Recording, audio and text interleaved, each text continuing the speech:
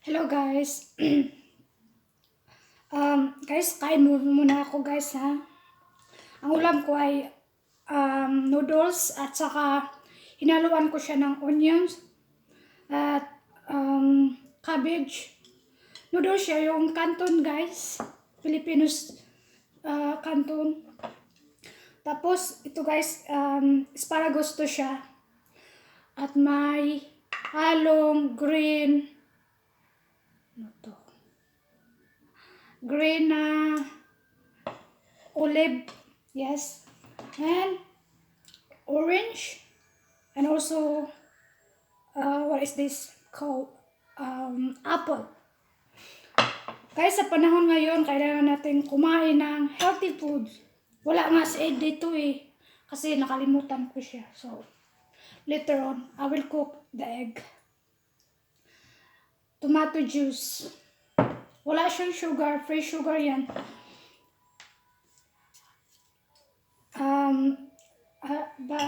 Para naman kung advice ko lang ha, kung tayo, madapuan tayo ng sakit, malabanan naman natin sa katulad ng palagi tayong kumakain ng healthy foods. Ganito, fruits, any kind of fruits, and also kahit anong klaseng vegetable na kahit isang araw, 2 beses, or hindi ako kumakain ng rice ngayon guys kasi nga nagmamadali ako, busy ako. Pero at least may yung noodles, may halong vegetable pa rin siya. So kakain ako, mamaya na ako magsalita.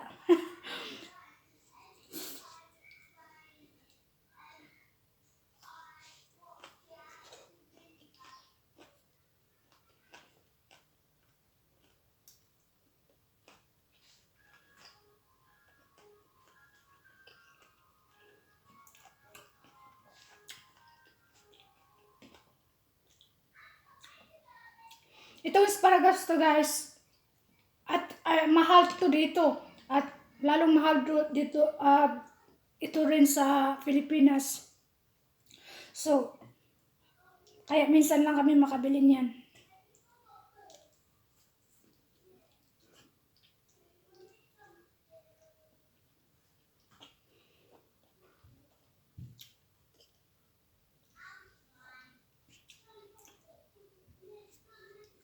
Sa panahon ngayon guys, wag mo muna tayong mag-vlog sa public place kasi binabawal talaga ito sa panahon ngayon.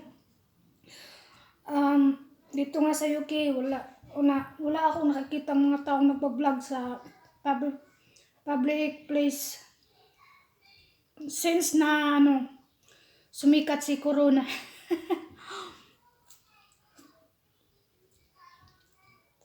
Wala mo ng taong bibisitahin, wala mo ng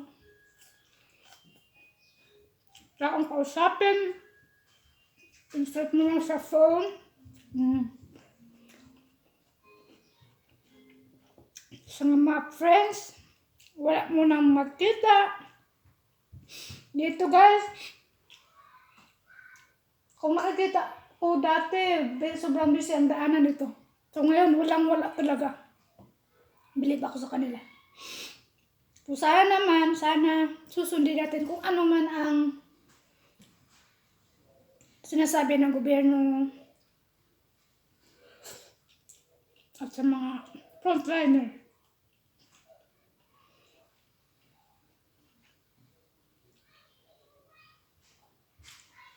Tingin ko hindi pwede talaga mag-vlog sa public place. Yan lang i-advise ko. Kasi hindi naman. Ewan ko lang sa iba. Para sa akin, hindi talaga. Lalo na sa mga YouTuber, please naman, huwag kayong mag-vlog sa public place. Lalo na may mga kaibigan pa kayong nagtatawanan, huwag naman nun. Respektuhin natin kung ano man ang sinasabi ng gobyerno at saka mga doktor.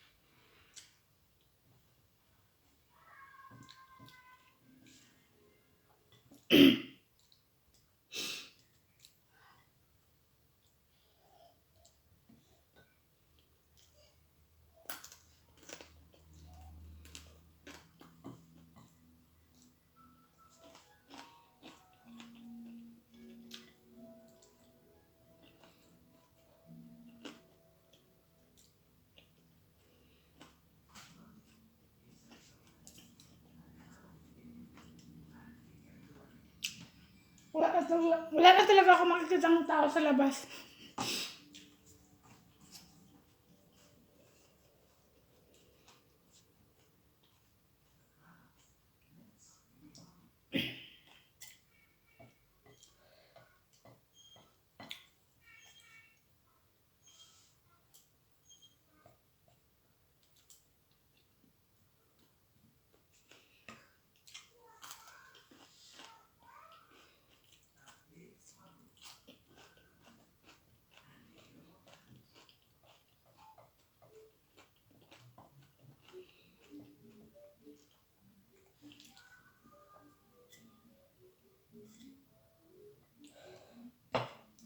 Yung ulam ko, uulitin, asparagus, green olive, noodles, spicy, pero hinaluan naman ng maraming cabbage. At onions, fruits, ayun. Kumpleto yan. Kahit hindi ko masasabi healthy ako, pero ako talaga guys, mahilig ako sa mga vegetable. Kaya kawawa naman ang Panginoon, binigyan ako ng masayang pamilya na walang nagkasakit.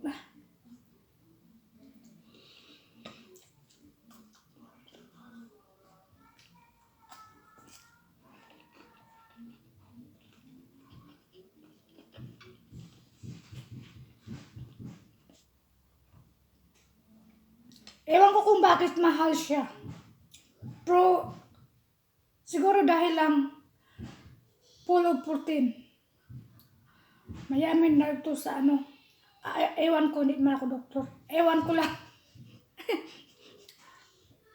Pinatanong ko yung husband, bakit mahal siya?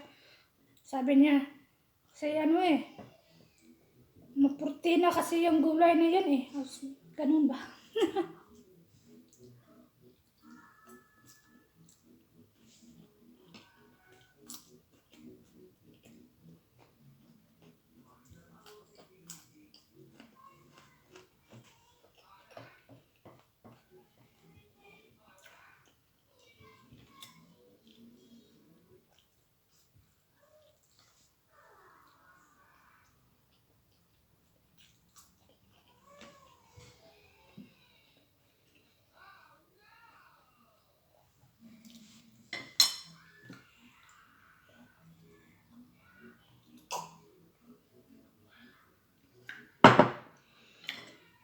Ang dami kong gagawin. Huwag ako. Naawa ko kay husband kahapon kasi siya lang nagtatrabaho ako. Busy sa taas. So ngayon dito naman sa kusina. Hindi mo talaga i-speak yun na malinis talaga yung bahay mo pag may anak ka.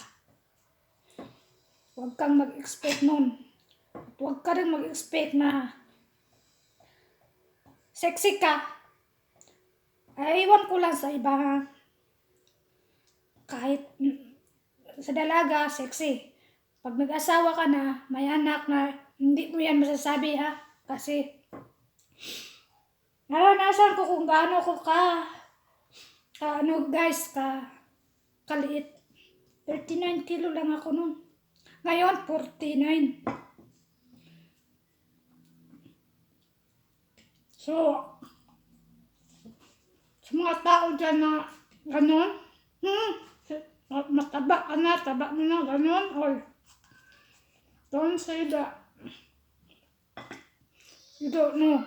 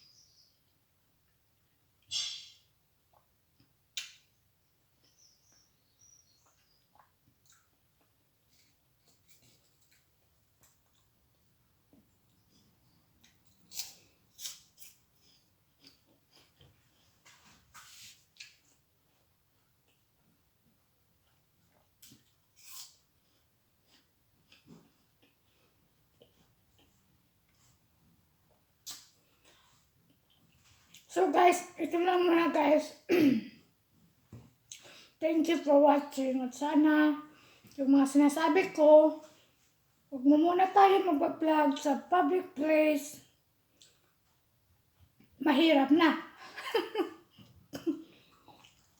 So, thank you for watching me and bye.